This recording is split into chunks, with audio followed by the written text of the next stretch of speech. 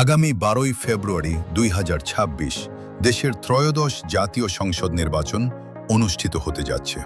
সেই সাথে একই দিনে অনুষ্ঠিত হতে যাচ্ছে বহুল আলোচিত গণভোট। নির্বাচন নিয়ে মানুষের মনে যতটা না গুঞ্জন, গণভোট নিয়ে কানাঘুষা তার চেয়ে অনেক বেশি। প্রশ্ন একটাই, গণভোট কি? আজকের এই ভিডিওতে আমরা জানব গণভোট কি, গণভোট কেন করা হয়, পৃথিবীর আর কোনো দেশে গণভোট হয় কিনা, বাংলাদেশে এর আগে গণভোট হয়েছে কিনা। সব প্রশ্নের উত্তর জানতে সম্পূর্ণ ভিডিও দেখতে থাকুন। ডকু বাংলা চ্যানেলে আপনি নতুন হয়ে থাকলে চ্যানেলটি সাবস্ক্রাইব করতে ভুলবেন না।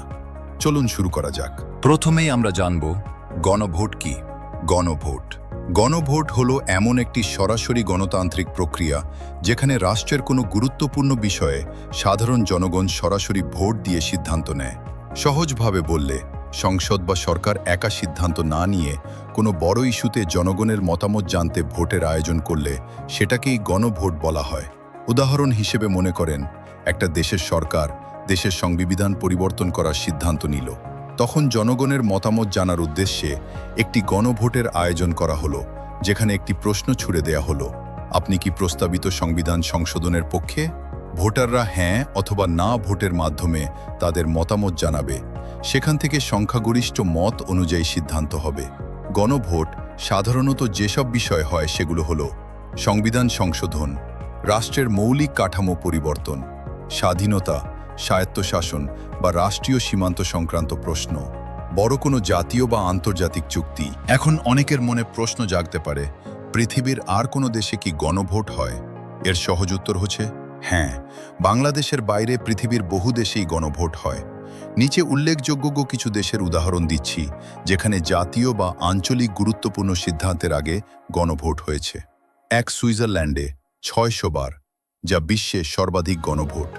2 ইতালিতে 70 বার, 3 আয়ারল্যান্ডে 40 বার, 4 অস্ট্রেলিয়াতে 45 বার, 5 ডেনমার্কে 20 বার। অনেকে জানতে চায় বাংলাদেশে এর আগে গণভোট হয়েছে কিনা। এর উত্তর হচ্ছে হ্যাঁ, বাংলাদেশে এর আগেও মোট 2 বার গণভোট হয়েছে। একটা 1977 সালের গণভোট, যেটা অনুষ্ঠিত হয় 1977 সালের 30শে মে। তখন শাসক ছিলেন রাষ্ট্রপতি জিয়াউর রহমান। প্রশ্নের বিষয় ছিল জনগণ তার শাসননীতি ও রাষ্ট্রপতি হিসেবে তাকে সমর্থন করে কিনা। ফলাফল প্রায় 98% হ্যাঁ ভোট। এই গণভোটের উদ্দেশ্য ছিল সামরিক শাসনের পর রাজনৈতিক বৈধতা অর্জন। এরপর হয় 1985 সালের গণভোট, যেটা হয় 1985 সালের 21শে মার্চ। তৎকালীন শাসক ছিলেন রাষ্ট্রপতি হুসেইন মোহাম্মদ এরশাদ। গণভোটে প্রশ্ন ছিল এরশাদের শাসন ও নীতির প্রতি জনগণের আস্থা আছে কিনা। ফলাফল প্রায় 94% হ্যাঁ ভোট। ভোটের উদ্দেশ্য ছিল সামরিক সরকারের রাজনৈতিক বৈধতা নিশ্চিত করা। এখন আসা যাক আসল প্রশ্নে, সেটা হলো 2026 সালের গণভোটের আসল উদ্দেশ্য কি।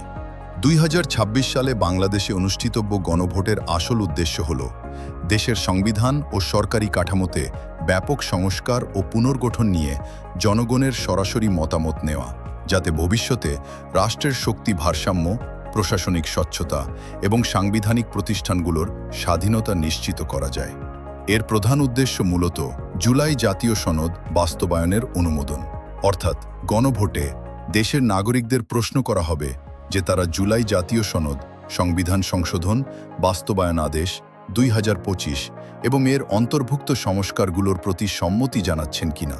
জুলাই সনদে যে বিষয়গুলো প্রস্তাবিত হয়েছে সেগুলো হচ্ছে দ্বিকক্ষ বিশিষ্ট সংসদ ব্যবস্থা গঠন, নির্বাচনকালীন তত্ত্বাবধায়ক সরকার ও নির্বাচন কমিশন, অন্যান্য সাংবিধানিক প্রতিষ্ঠান নির্দিষ্ট নিয়মে গঠনের বিধান, সাংবিধানিক ক্ষমতার ভারসাম্য ও অন্যান্য মৌলিক অধিকার প্রসার, প্রধানমন্ত্রীর মেয়াদ সীমা, নারীর প্রতিনিধিত্ব বাড়ানো ইত্যাদি। বহুল আলোচিত সমালোচিত জুলাই সনদ 2025 কি, এই বিষয়ে বিস্তারিত ভিডিও আগামী 2-1 দিনের মধ্যেই চ্যানেলে আপলোড করা হবে। জুলাই সনদ সম্পর্কে জানতে চ্যানেলটি সাবস্ক্রাইব করে সাথেই থাকুন।